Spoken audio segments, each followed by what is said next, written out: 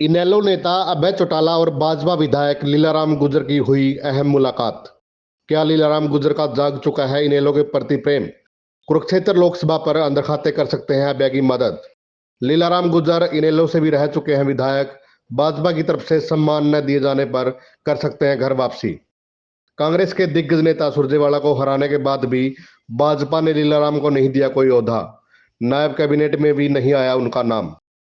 विधानसभा चुनाव में इनेलो से ताल ठोक सकते हैं लीलाराम गुर्जर। अभय चौटाला के कहने पर कर सकते हैं घर वापसी। साथियों, कुरुक्षेत्र से इनेलो प्रत्याशी और कैथल से भाजपा विधायक लीलाराम गुर्जर की अहम मुलाकात हुई है। दोनों ही नेताओं के बीच हुई इस मुलाकात के कई मायने निकालकर सामने आ रहे हैं। एक तरफ जहां राजनीतिक जानकार इस मुलाकात को लोकसभा चुनाव को जोड़कर देख रहे हैं, तो वहीं सियासी गलियारों में चर्चा ये भी है कि लीलाराम गुर्जर घर वापसी भी कर सकते हैं।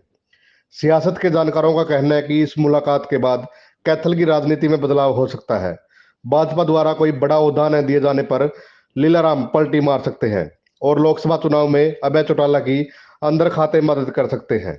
वहीं लीलाराम गुर्जर आने वाला चुनाव विधानसभा का चुनाव भी इनेलो से ही लड़ सकते हैं।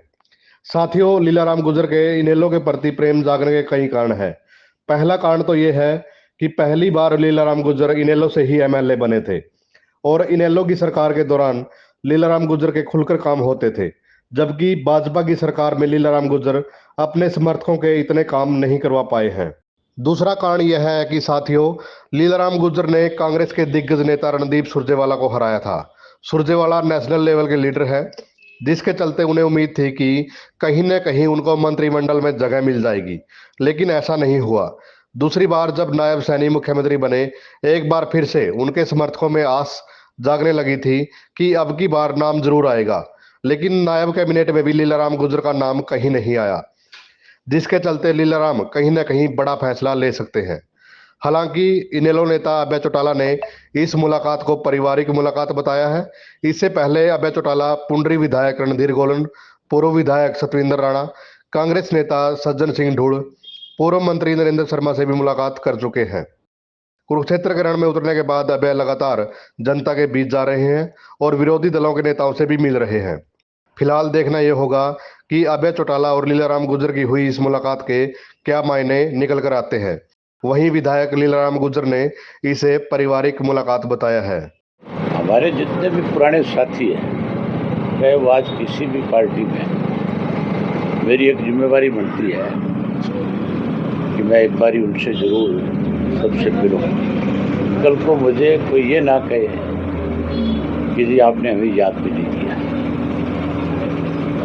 मैं कोई राजनीतिक तौर पे मिलने नहीं आया, मेरा इनसे पुराना रिश्ता है।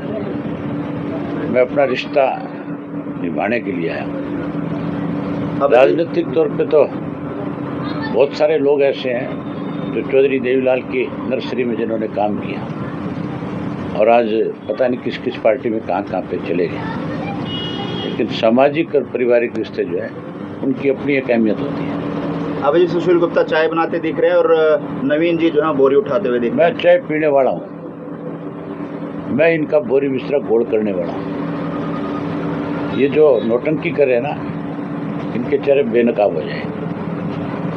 आप निश्चिंत रहो, लोकसभा तो सर लीलाराम ने किन विषयों पर चर्चा की, किस तरह का सहयोग देने का वादा किया? लीलाराम हमारा पुराना साथी है, आज का नहीं है। लीलाराम का जन्म इंडियन नेशनल लोकदल पार्टी में हुआ है। किन हालात में किस पार्टी में गए वो एक अलग चीज है, लेकिन हमारे रिश्ते हमारे जो कहते हैं। ये रिश्ता क्या कहलाता है? नहीं भाई, ये रिश्ता तो बहुत पुराना है और मैं घर था, मेरे को पता लगा कि अभय सिंह चौटाला जी घर पे आ रहे हैं। मैं अंदर दबल की तो बाहर आया, मैंने उनसे राम राम की और घर आने में तो पूछा भी जाता है कि भाई चाय पियोगे भाई साहब? जी। बोले भाई चाय पी लेंगे, तो वे चाय पी ली, बैठ गए और अपना राम राम होगी और वापिस चले गए।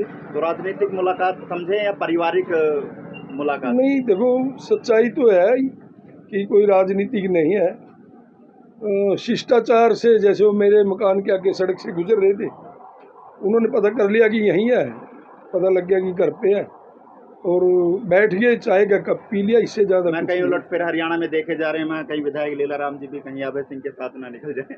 ना ना, मैं इतना जल्दी, मैं तो 34-35 साल इनेलो में रहा और बीच में कई बार उतार चढ़ाव आए, सरकार रही ना रही, परंतु मैं जब इनेलो में ही रहा और अब इनेलो से बाहर आ गए। अब तो बीजेपी के कार्यकर्ता बीजेपी में ही रहेंगे। ठीक है, धन्यवाद। नेताजी, जो अभय सिंह चौटाला किसानी मुद्दों पर चुनाव लड़ रहे हैं, क्या इनके मुद्दे ठीक हैं जो इनकी बातें ये सभाओं में करते हैं? किसान और मजदूर की लड़ाई को कैसे देखते हैं, इनके द्वारा जो लड़ी गई है? कि किसान के बारे में तो भारतीय जनता पार्टी इनसे भी ज़्यादा बात करती है और किसानों के लिए भारतीय जनता पार्टी ने बहुत कुछ किया भी है, चाहे एमएसपी है, चाहे किसान क्रेडिट कार्ड है, चाहे किसान के खाते में 6,000 रुपये पर ईयर डालने की बात है।